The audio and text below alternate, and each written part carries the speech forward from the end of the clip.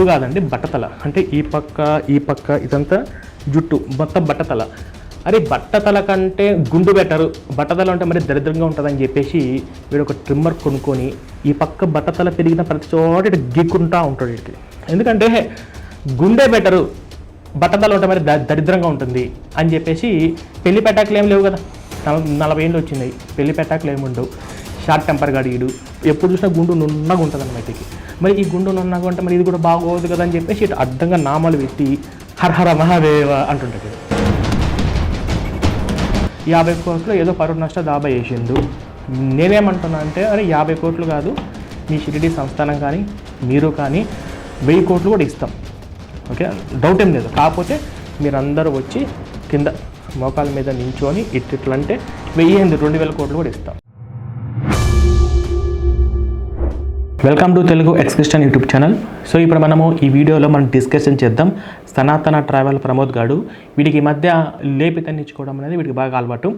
సరే ఇప్పుడు మనం ఈ వీడియోలో మనము ఏం డిస్కషన్ చేయబోతున్నామంటే వీడేంటి, వీడి మైండ్ సెట్ ఏంటి, బయట రియాలిటీ ఏంటి, వాడు ఏమనుకుంటున్నాడు, అసలు ఏం జరగబోతుంది అనే విషయాలన్నీ కూడా నేను ఇక్కడ మీకు అందరికీ అర్థమయ్యే రీతిలో చెప్తాను. కాబట్టి ఈ వీడియో స్టిల్ ఎండింగ్ వరకు చూడండి. ఫస్ట్ ఆఫ్ ఆల్ ఈడు నా గురించి ఏం మాట్లాడాడో ఒక చిన్న వీడియో క్లిప్ని చూద్దాం. క్రిస్టియన్ ప్రవీణ్ ఏడుగుమైనవరా, ఇక రణరంగమే అన్నావు, నీకు లిమిట్సే ఉండవు అన్నావు. నీ లిమిట్స్ ఏందో నీకు గుర్తొచ్చినాయి కదా. ఒక్కసారి నీ మీద కేసు అవ్వగానే ఆ కొడుకుల మీద 50 కోట్ల డిఫమేషన్ పడగానే నోటితుల కొద్దీ నోటికొచ్చింది మాట్లాడు సాయిబాబా గురించి. సరే ఇప్పుడు అంతా సొల్లంతా ప్లే చేసి పిలిపించి బేస్ట్ ఎందుకని వాడు ఎప్పుడో వాగేది బాగదు. సరే ఇప్పుడు వాడు లాస్ట్కు ఇట చేయడము, మళ్ళీ మా అమ్మ కాడికి రావడము, ఈ డిస్కషన్ అంతా కూడా కామన్, మనం ఎప్పుడు వింటూనే ఉంటాము. అసలు వీడి మైండ్ సెట్ ఏంది, వీడు ఎందుకు ఇలా తయారైండు అనే విషయాలు మీకు అందరికీ అర్థమయ్యేలా చెప్తాను, ఓకేనా. వాడు ఏమనుకుంటున్నాడు, బయట ఏం జరుగుతుంది అనే విషయాలు కూడా మీకు అర్థమయ్యేలా చెప్తాను. కాబట్టి మీరు వీడియో చాలా జాగ్రత్తగా చూడండి, ఓకే.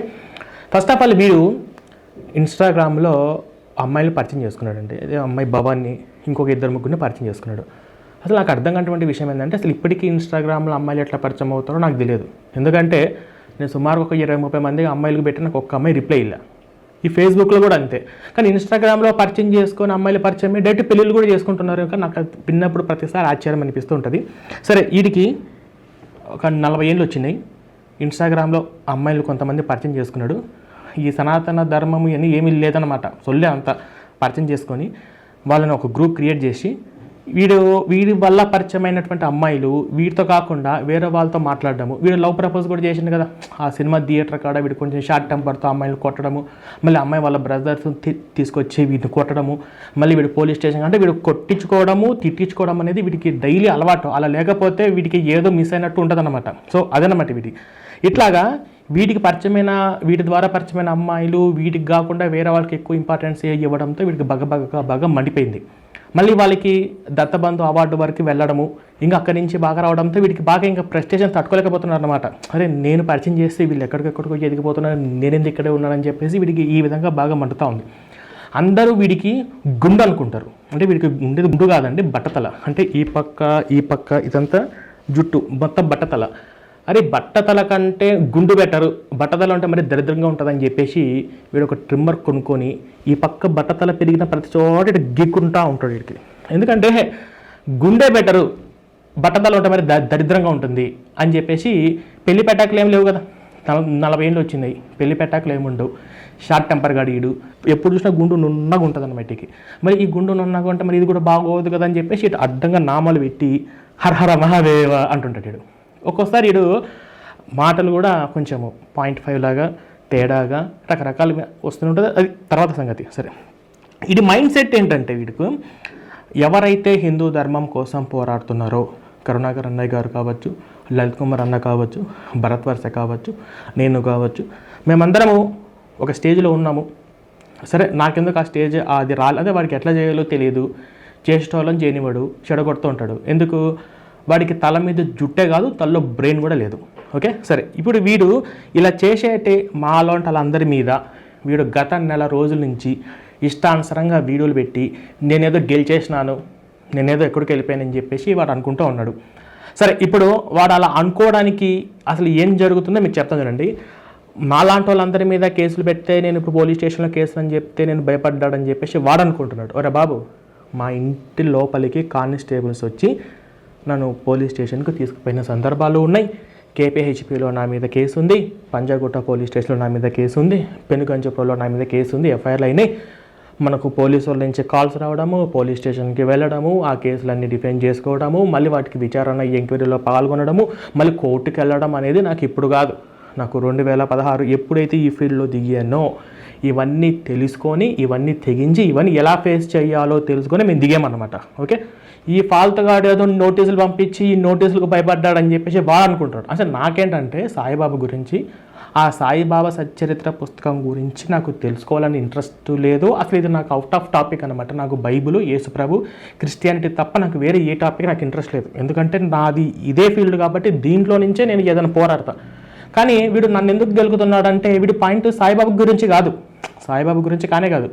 ఎంతో కొంత ఎక్స్క్రిస్టియన్ ప్రవీణ్ కూడా ఒక్కొక్క స్టెప్ ఎదుగుతున్నాడు, వాడిని కూడా మనం పైకి లాగాలి అని చెప్పేసి వీడి వెనక బయట వేరే వాళ్ళు డబ్బులు ఇచ్చి చేస్తున్నటువంటి పని అన్నమాట. ఇది వాడు సొంతంగా చేసేది కాదు. ఓకే, సరే, ఇప్పుడు పోలీస్ స్టేషన్ నుంచి నోటీసులు వచ్చాయి. ఓకే, తర్వాత ఏం చేసిండు, 50 కోట్లు ఏదో పరువు నష్ట దాబా వేసిండు. నేనేమంటున్నా అంటే, అరే 50 కోట్లు కాదు, మీ షిరిడి సంస్థానం కానీ మీరు కానీ 1000 కోట్లు కూడా ఇస్తాం. ఓకే, డౌట్ ఏం లేదు. కాకపోతే మీరందరూ వచ్చి కింద మోకాల మీద నించొని ఇట్లంటే 2000 కోట్లు కూడా ఇస్తాం, పండగ చేసుకోవచ్చు. అంటే ఈ కేసులకు భయపడి, ఈ పోలీస్ స్టేషన్లో వచ్చి ఈ కేసులకు భయపడి తగ్గిపోయానని చెప్పేసి వాడు అనుకుంటున్నాడు. ఓకే, సరే, 1-2 నెలల నుంచి మా మీద, అంటే నేను కాదు మా వాళ్ళ మీద 50 కోట్ల పరువు నష్ట దాబా వేసినా, లేదా పోలీస్ వాళ్ళు వచ్చి మాకు నోటీసులు ఇచ్చినా, మహారాష్ట్ర నుంచి పోలీసులు ఇక్కడ హైదరాబాద్కి వచ్చి మా ఆఫీసుల దగ్గరకు వచ్చి మాకు నోటీసులు ఇచ్చినా కూడా ఎవరన్నా తగ్గారా? నెల రోజుల నుంచి. ఈరోజు ప్రవచనకర్తలు కూడా ఈ సాయిబాబా గురించి దేవుడు కాదు, ఈయన మన సనాతన ధర్మములు కలపడానికి లేదు అని చెప్పేసి మాట్లాడడంతో పాటు వీడికి ఇంకా బగబగ మండిపోతుంది. ఇది ఇక్కడితో ఎండ్ అవ్వలేదు, ఇది జస్ట్ స్టార్టింగ్ మాత్రమే. ఎందుకంటే ఇక్కడి నుంచి అవసరమైతే గరికపాటి నరసింహారావు దగ్గర కావచ్చు, చిన్నజీర స్వామి దగ్గరికి కావచ్చు, ఇప్పుడు ఉన్నటువంటి ప్రవచనకర్తలు అందరి దగ్గరికి మా ఊళ్ళు వెళ్ళి పర్సనల్గా ప్రతి ఒక్కరు కూడా కలుస్తారు. ఈ సాయిబాబా సచ్చరిత్ర పుస్తకం ఏంటి, అసలు ఈ సాయిబాబా ఏంటి, అసలు ఇతను మన సనాతన ధర్మంలో కలుపుకోవచ్చా కలుపుకూడదు అని చెప్పేసి ప్రతి ఒక్కరు కూడా వివరిస్తారు. అవసరమైతే వాటికి సంబంధించినటువంటి పాడ్కాస్ట్ వీడియోలు కూడా ఇప్పుడు ఒకటి రిలీజ్ అయింది కదా, 1 by 1 వస్తూనే ఉంటాయి. మీరు మీ షిరిడి సంస్థానం కూర్చొని చెక్క భజన, సాయిబాబా భజన చేసుకుంటూ ఉండాల్సిందే, ఇది తగ్గేదేమీ లేదు. ఇప్పుడు వీడి పాయింట్ ఏమనుకుంటున్నాడంటే, నేను పెట్టినటువంటి వీడియోల పరంగా, నేను పెట్టినటువంటి కేసుల పరంగా, ఓకే, వీళ్ళు భయపడ్డారు, వీళ్ళు ఇంకా మళ్ళీ మాట్లాడరు, నేను గెలిచేశాను అని అనుకుంటున్నాడు. కానీ మాలో ఎవరికన్నా రవ్వంతైన నష్టం వచ్చిందా? ప్రస్తుతానికి శివశక్తి, హిందూ జనశక్తిని ఇన్స్పైర్ చేసుకొని దాదాపుగా 10,000 మందికి పైగా సాయిబాబా గుళ్ళకి వెళ్ళడం మానేశాము అని చెప్పి కామెంట్లు, సాయిబాబా గుడికి ఇంకా వెళ్ళకూడదు అని చెప్పేసి కూడా డిస్కషన్స్ చాలా లోతుగా జరుగుతుంది. ఇది ఇప్పటి వరకు యూట్యూబ్ ఛానల్ నుంచి మీడియా వరకు వెళ్ళి శాటిలైట్ ఛానల్లో కూడా డిబేట్ల కోసం వెళ్తే ఒక్కడు కూడా వచ్చి సాయిబాబా ఈ హిందువే, ఇతను దేవుడు అని చెప్పి ప్రూవ్ చేయడానికి ఒక్కరు కూడా భక్తుడు రావట్లేదు అంటే పరిస్థితి ఎలా ఉందో అర్థం చేసుకో.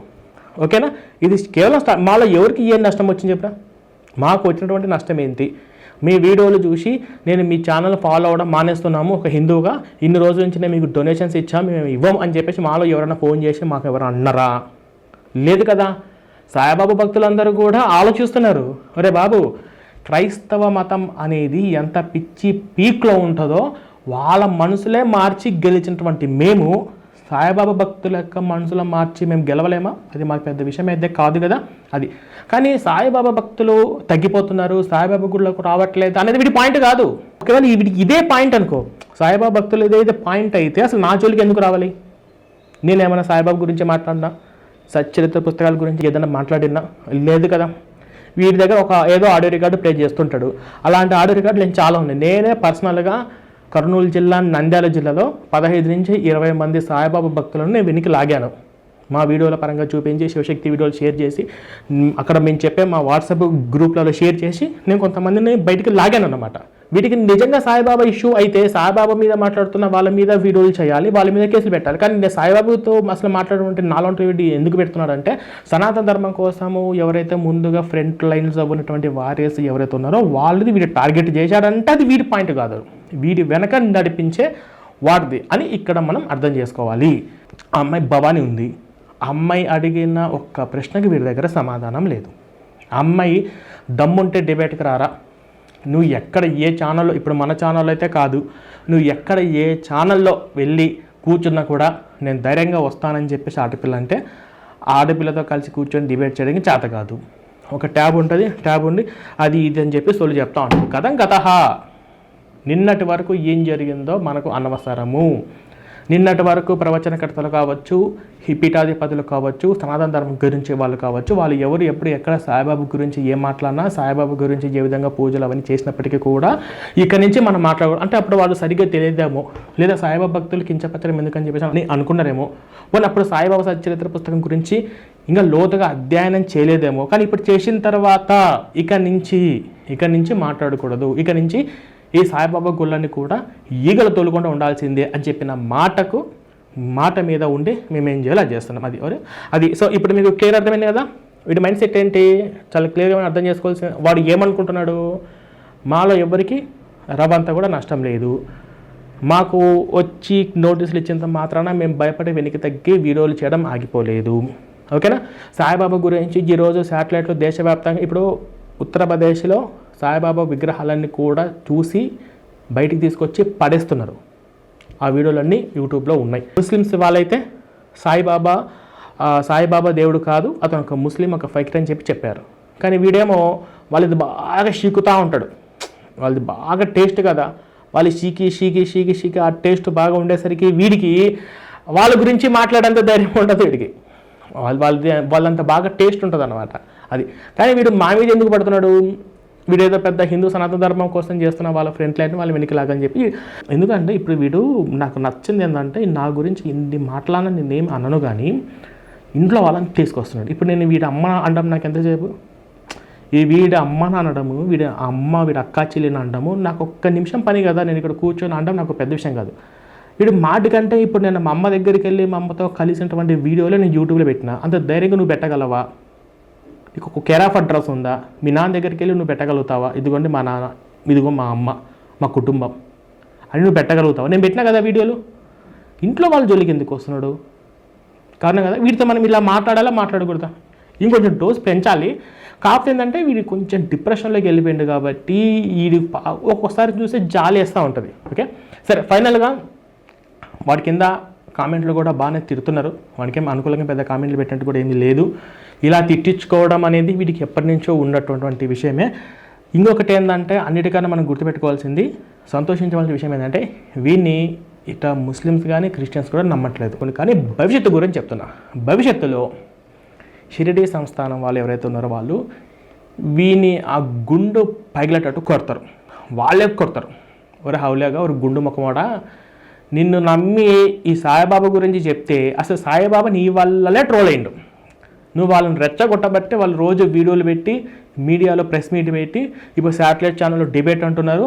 నువ్వు నీ గుండు ముఖమోడ నిన్ను నమ్మి ఈ షిరిడీ సంస్థానం గురించి వాళ్ళ మీద కేసులు పెట్టి మేము పెద్ద తప్పు చేసినామని చెప్పేసి రేపు మాపు అసలు ఇంకా ప్రెస్ మీట్ కూడా పెడతారు అవసరమైతే. మేము షిరిడీ సంస్థానం సాయిబాబా ట్రస్ట్ నుంచి మేము మాట్లాడుతున్నామంటే సీఈఓ నుంచి, కానీ ఈ గుండుగాడు ఎవరైతే ఉన్నాడో వాడికి ఈ షిరిడీ సంస్థానానికి మాకేం సంబంధం లేదు అని చెప్పే రోజులు కూడా దగ్గరలోనే ఉన్నాయి. అది వీడి భవిష్యత్తు.